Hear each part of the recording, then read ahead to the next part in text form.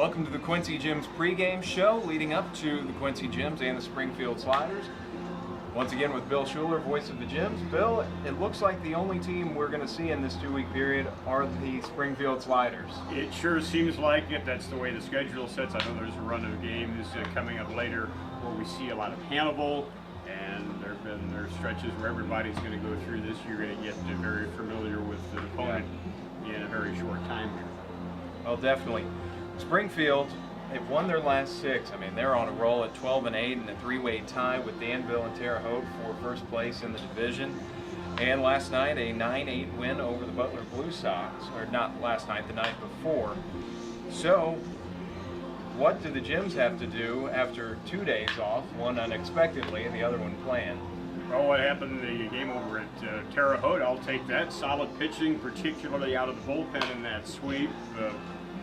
Game 1, Gems' starter, Austin Seidel, ran into trouble. Bullpen, they got things stopped. Gems caught up, got the lead on a pass ball to the 7th, and Gems pick up the victory. Josh Shear gets the win in relief. Early struggles for the starter in Game 2. Gems bullpen again solid in Game number 2 over at Springfield, over at Terre Haute on Monday night. Day off on Tuesday. It rained like crazy in Hannibal about an hour before game time and down through 7:30, 8 o'clock or so last night.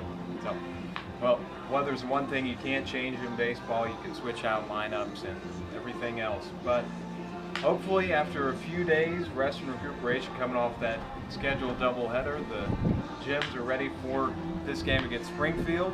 Richard Miller, a junior out of Towson, is the big hitting threat, hitting .375, 5 home runs, 10 runs scored in 11 games with the Sliders. Lee Petit, also with the Sliders, he's been consistent through the year, batting .333, pair of home runs, 14 runs scored, and 7 doubles, 19 RBI.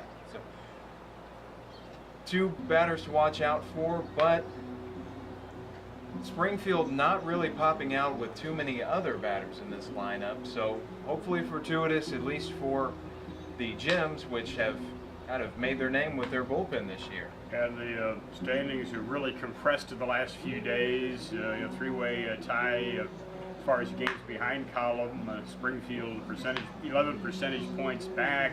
Quincy's a half game out at 11-8, and that's really tightened up here in the last few days. And chance here for Quincy to maybe make a little bit of noise with this, and then a little bit later on in the weekend we'll see Lafayette here. Yeah, not a must-win game, but it's one that you'd like to, especially the proximity between these two rivals. I know social media has been a little bit of an issue between the two teams. There's been some chirping back and forth, no pun intended, as most of it was on Twitter, but there is a good rivalry this year. It doesn't reflect as much in the win-loss record between the two teams. Springfield is 1-4, Quincy is 1-1.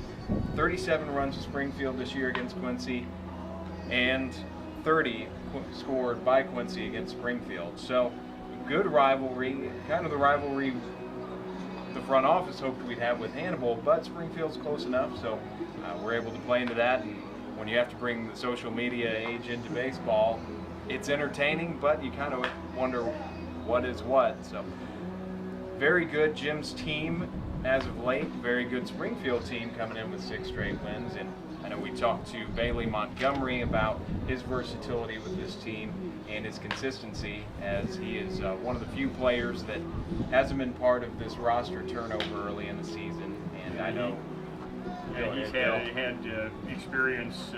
He was on the team down in Hannibal, the Cavemen, the previous Hannibal entity a couple of years ago.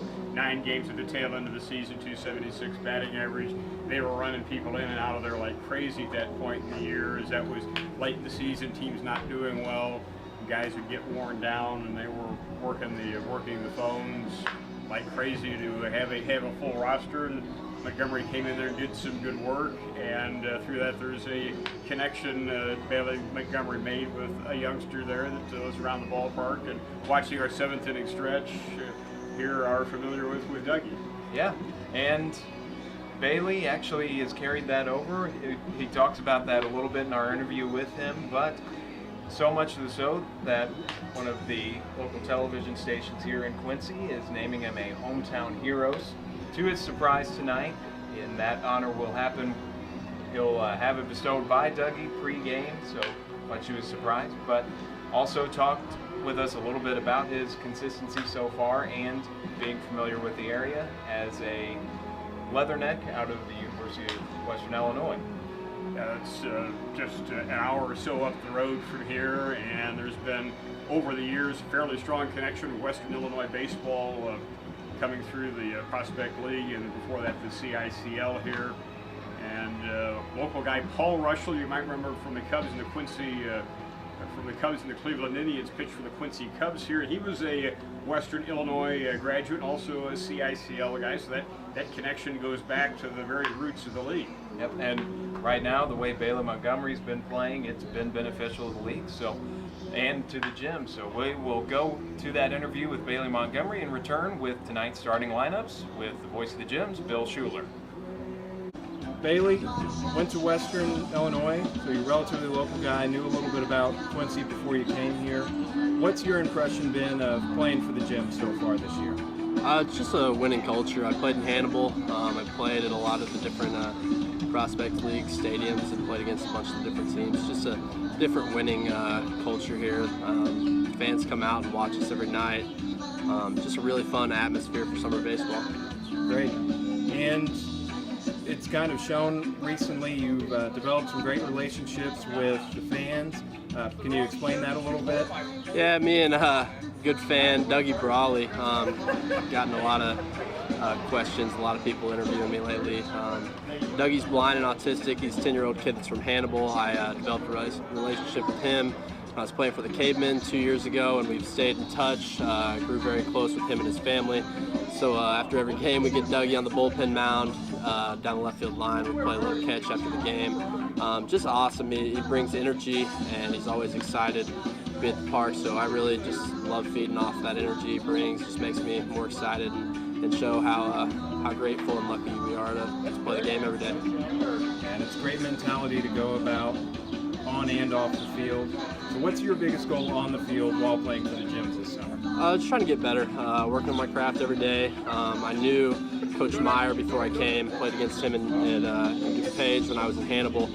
Knew he was a really good hitter, knows the game, knows the approach really well. So it's a lot of fun working with him every day, working on my craft at the plate, working on different things, trying to get a little bit better, different positions defensively. Really just to help try to help Western win any way we can. Just trying to get better personally every day. Great. Thanks for talking with us. No problem.